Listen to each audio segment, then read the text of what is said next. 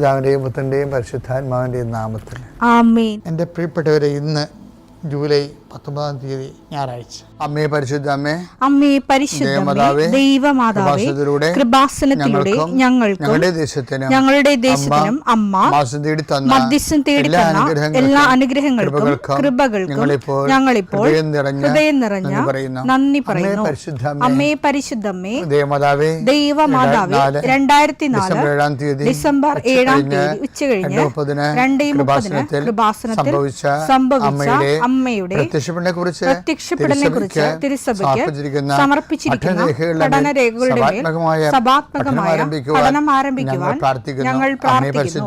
അമ്മേ പരിശുദ്ധമേ, ഭൂസ്വർലോകങ്ങളുടെ രാജ്ഞിയായ അങ്ങേയ്ക്ക് ഭൗമസംരക്ഷണത്തിനായി പ്രപഞ്ചപ്രകൃതിയെ തന്നെ തിരുസഭ പ്രതിഷ്ഠിക്കുവാൻ ഈ പ്രത്യക്ഷീകരണം വഴി ഇടയാക്കണമേ. പരിശുദ്ധമേ, ജപമാല മാതാവേ, സകല കൃപാസനം പ്രാർത്ഥനയോടും ചേർത്ത് ഞങ്ങളിപ്പോൾ പ്രാർത്ഥിക്കുന്ന ഈ കുടുംബത്തിന്റെ പ്രത്യേക നിയോഗം പറ മക്കളെ.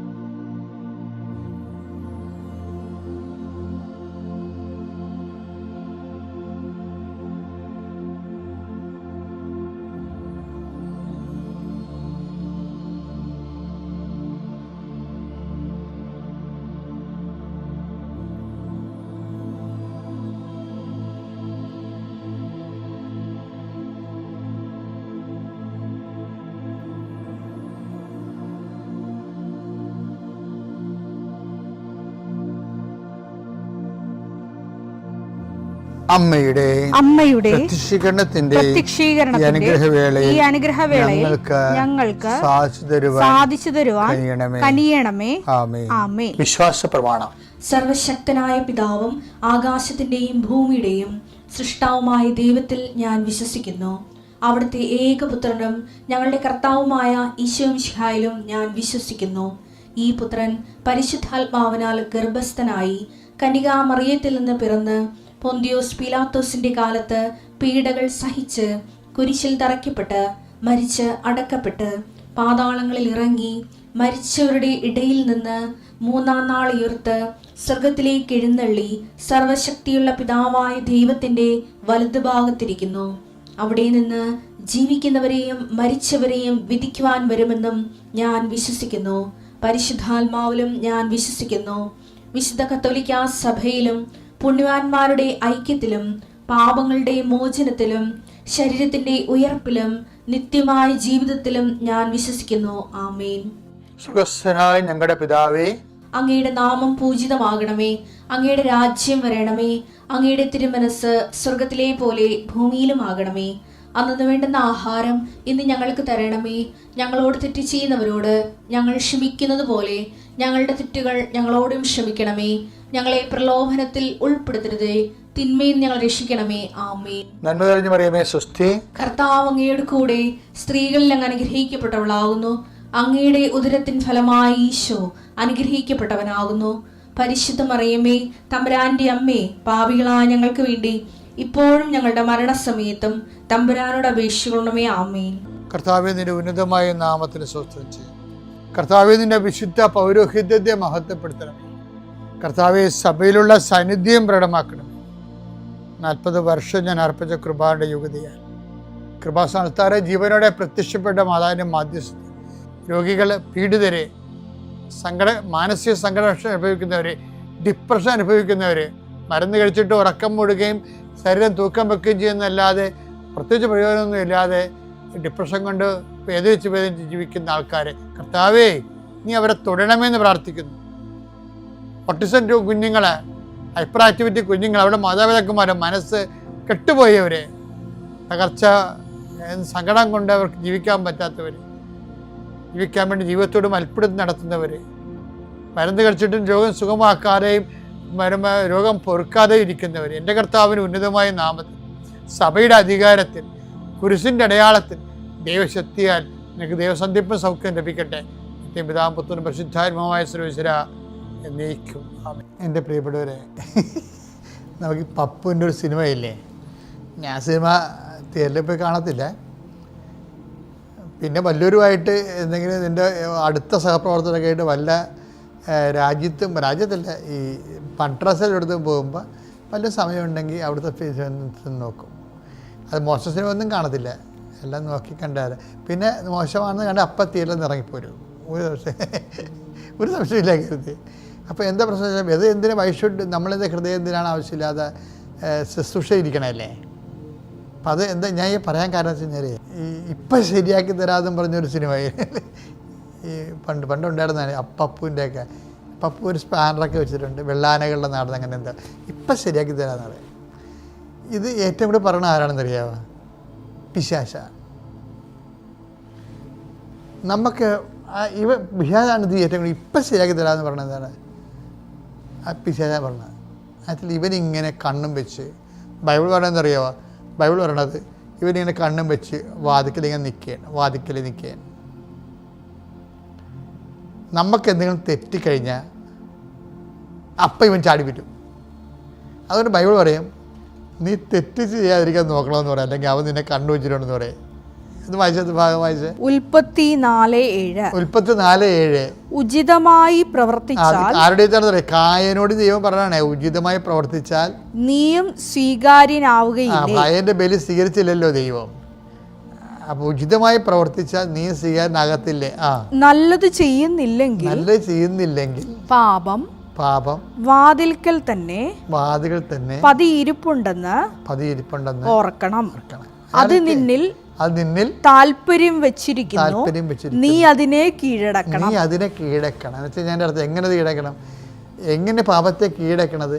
നല്ലത് എല്ലാത്തിലും നല്ലത് ചെയ്യാൻ നോക്കണം.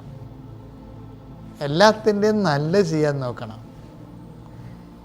അല്ലെങ്കിൽ അല്പം തെറ്റിപ്പോയാൽ ഉടനെ അവൻ പറയും ഇപ്പം ശരിയാക്കി തരാൻ. അവൻ കയറി വരും. ഇപ്പം എന്ത് ചെയ്താലും ഓരോ വിഷയത്തിനും അതിൻ്റെ നല്ലത് ഏതാണെന്ന് നോക്കണം. എന്ന് വെച്ചാൽ നല്ലതെന്ന് പറയുമ്പോഴേ ഒരു കുഴപ്പം വെച്ചാൽ, നല്ലതെന്ന് വെച്ചാൽ അതിൽ ദൈവത്തിന് നല്ലതാണ് നമ്മൾ നോക്കേണ്ടത്. അവിടെയാണ് ഈ ആൾക്കാർക്ക് പണി കിട്ടുന്നത്. അവർ നല്ലതെന്ന് നോക്കിയാൽ എനിക്ക് തോന്നി അത് നല്ലതാണെന്ന് തോന്നി അങ്ങനെ ചെയ്തതാണെന്ന് പറയും.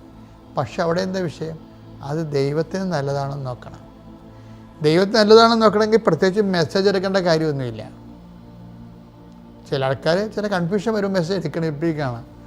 ദൈവം നല്ലതാണെന്ന് നോക്കുകയാണെങ്കിൽ നമ്മൾ നല്ലതായിട്ട് തന്നെയാണ് നമ്മുടെ ജീവിതം ക്രമീകരിക്കുകയാണെങ്കിൽ ദൈവം നമ്മളെ കൊണ്ട് നല്ലതേ ചെയ്യിക്കത്തുള്ളൂ, ചിന്തിപ്പിക്കത്തുള്ളൂ, നടപ്പിൽ വരുത്തിക്കത്തുള്ളൂ. നമ്മൾ എന്തെടുത്താലും പറ്റിപ്പും തട്ടിപ്പും മറ്റുള്ളവരെ സൈഡ് ലൈൻ ചെയ്യുകയും അവൻ്റെ വളർച്ചയെ തടുക്കണ രീതിയിൽ നമ്മൾ പെരുമാറുകയും. ഈ മലയാളികളെ കൊണ്ട് കുഴപ്പമെന്ന് വെച്ച് കഴിഞ്ഞാൽ ഈ ചാവറച്ചൻ്റെ കാലം വരെ ഇവിടെ ഈ 2000 കൊല്ലമായിട്ട് വിശുദ്ധരില്ലല്ലോ. നമ്മുടെ പോർട്ടീസുകാർ വന്നു നമ്മുടെ പാരമ്പര്യമെല്ലാം കത്തിച്ച് കളഞ്ഞെന്ന് പറഞ്ഞാലും കത്തിക്കണ മുമ്പ് ഒരു കൊല്ലം ഉണ്ടായിരുന്നില്ല. 1500 കൊല്ലം ഒരു വിശുദ്ധം പോലും ഇല്ല ഈ സഭയിൽ, നമ്മുടെ സഭയിലില്ല.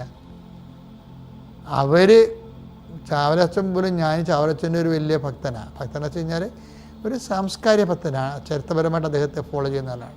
അപ്പോൾ അദ്ദേഹത്തിൻ്റെ ഒരു പുസ്തകത്തിൽ എഴുതിയിരിക്കുന്നത്, ഞാൻ കണ്ണ് തുറന്നതിന് ശേഷം കർമ്മലിത്തക്കാരുടെ പാല് കുടിച്ചാൽ വളർന്നതാണ്. കണ്ണ് നിറഞ്ഞു പോകുന്നത് കേൾക്കുമ്പോൾ. എന്താ കാര്യം വെച്ച് കഴിഞ്ഞാൽ കർമ്മലിത്തക്കാർ തന്ന ആധ്യാത്മികത ഉണ്ട്. അത് ഏത് ആധ്യാത്മികതയാണ്? ഉദയംപുര സൂര്യദിവസത്തിലൂടെ ആ സഭാ നവീകരണ പ്രക്രിയയിലൂടെ അത് ഏറ്റെടുത്ത് കർക്കശമായി ഒത്തിരി തെറിയും ഒത്തിരി സങ്കടവും ഒത്തിരി ഞെരുക്കങ്ങളൊക്കെ അനുഭവിച്ച് തന്നെയാണ് അവരിതെല്ലാം സഭയെ നവീകരിച്ചെടുത്തത്. എടുത്തതിന് ശേഷം നമുക്ക് വിശുദ്ധരുണ്ടായി, വിശുദ്ധ ജീവിതം എന്താണെന്നൊക്കെ മനസ്സിലായി. അതുപോലെ തന്നെ എങ്ങനെയാണ് കൗദാശ ജീവിതം എന്നൊക്കെ മനസ്സിലായി. നമ്മൾ ആഴമായ സാക്ഷികളായി മാറി. നമ്മുടെ കൂട്ടത്തിൽ നിന്ന് എന്തുമാത്രം സുവിശേഷ പ്രവർത്തകരുണ്ടായി. ഈ പോർട്ടീസുകാർ വരുന്ന മുമ്പ് ഒരു സുവിശേഷ പ്രവർത്തനം കാണിച്ചു തരാവാ? ആരുമില്ല. ഇനിയിപ്പോൾ എന്തെല്ലാം വിശുദ്ധന്മാരുണ്ടായി. ഇപ്പോൾ കുഞ്ഞാനച്ചനെ പോലെയുള്ള എന്തുമാത്രം വിശുദ്ധന്മാരിന് വരാൻ പോകുന്നു. അവരാരെല്ലാം എന്താണ്? അതെല്ലാം വരാപ്പുഴ വികാരിയാത്തിൽ നിന്ന് പ്രസരിച്ച ആധ്യാത്മിക ചൈതന്യത്തിൽ നിന്ന് നേടിയെടുത്തിട്ടുള്ള കൃപകളാണ് ശരിക്കും പറഞ്ഞാൽ. അപ്പോൾ അത് നമ്മളെ ചരിത്രത്തിൽ ഇപ്പോൾ എല്ലാവരും പൊട്ടിച്ചുകാരെ തെറി വിളിക്കുകയും കർമ്മലിസക്കാരെ എപ്പോഴും പുച്ഛത്തോടെ നോക്കുകയും ചെയ്യുന്ന ഒത്തിരി പുസ്തകം ഞാൻ വായിച്ചിട്ടുണ്ട്. പക്ഷേ ഞാനത് വേറൊരു വശം കൂടി ചിന്തിച്ച് നോക്കുമ്പോൾ കേരളത്തിൻ്റെ ആധ്യാത്മികത എന്താ ശരിക്കും പറഞ്ഞാൽ ഇപ്പം നമ്മൾ നോക്കുമ്പോൾ കർമ്മലിത്തക്കാരുടെ ആധ്യാത്മികതയാണ്. ഈ സ്റ്റവലിൻ്റെ പിതാവിനെ കുറിച്ച് ഞാൻ ഇന്നലെ പറഞ്ഞില്ലേ, സ്റ്റവലിൻ്റെ പിതാവാണേ, അദ്ദേഹത്തിൻ്റെ അധ്യക്ഷതയിലാണ് മാന്നാനത്ത് CMA ആശ്രമം ആദ്യമായിട്ട് സ്ഥാപിക്കുന്നത്. അന്ന് പാലക്കലച്ചനുണ്ടായിരുന്നു. പാലക്കലച്ചനും ചവറ അച്ഛനായിരുന്നു, അതായത് ക്ലിയറിയായിട്ട് പട്ടം കിട്ടിയുണ്ടായിരുന്നുണ്ട്. അപ്പോൾ ഇവരെല്ലാവരും കൂടി നിൽക്കുമ്പോൾ സ്റ്റബിലിൻ്റെ പിതാവിന് അന്ന് കാര്യം മുഴുവൻ ചൊറിയായിരുന്നു. ആലപ്പുഴ വന്ന് താമസിച്ച് ഭയങ്കര രോഗങ്ങൾ പിടിച്ചിട്ട് പാവം അവിടെ പോയി ആയുർവേദ ചികിത്സയായിരുന്നു. അപ്പോൾ എഴുന്നേക്കാൻ പോലും പറ്റുന്നില്ലെങ്കിൽ പോലും ഈ ചൊറി പിടിച്ച കാലം തളർന്ന കാലമായിട്ട് സായിപ്പല്ലേ മുഴുവനും ചുവന്ന് നേറി വന്ന് കുടമാളൂർന്ന് അവിടെ വന്ന് നിൽക്കുകയാണ്. എന്ന് പറഞ്ഞ് നിങ്ങളിട് ഞാൻ നിൽക്കാമെന്ന് പറഞ്ഞു. അദ്ദേഹത്തിൻ്റെ സാന്നിധ്യത്തിലാണ് ആദ്യത്തെ ആശ്രമക്കല്ലിടുന്നത്. അദ്ദേഹം ഒരു 200 സ്കൂടി കൊടുക്കും. 6 വെള്ളി നാണയമാണ് സ്കൂടി എന്ന് പറയണത്. അത് ആദ്യത്തെ സംഭാവനയാണത്. നമ്മുടെ സഭയുടെ ചരിത്രങ്ങൾ വളരെ പോസിറ്റീവായിട്ട് പഠിക്കാൻ നോക്കണം. അല്ല, സഭയുടെ പഠിക്കണത് ഈ സഭയെ വെറും ഒരു ജാതി സമാജമായിട്ട് കാണുന്നവരാണ് പലപ്പോഴും മറ്റുള്ളവരെ ഈ സഭയിൽ നടന്നിട്ടുള്ള എല്ലാ നവീകരണ പ്രവർത്തനങ്ങളെയും സംശയം ദൃഷ്ടിയോടെ നോക്കുന്നത്. സഭ ജാതി സമാജമല്ല, സഭ തിരുസഭയാണ്. കർത്താവിൻ്റെ വിശുദ്ധമായിരുന്ന വീണ്ടെടുക്കപ്പെട്ടവരുടെ ആത്മീയ സുവിശേഷ സാക്ഷ്യക്കൂട്ടായ്മയാണ്. അതങ്ങനെ തന്നെ വരികയും ചെയ്യണം. പിതാവിൻ്റെയും പുത്രൻ്റെയും പരിശുദ്ധാത്മാവിൻ്റെയും നാമത്തിൽ.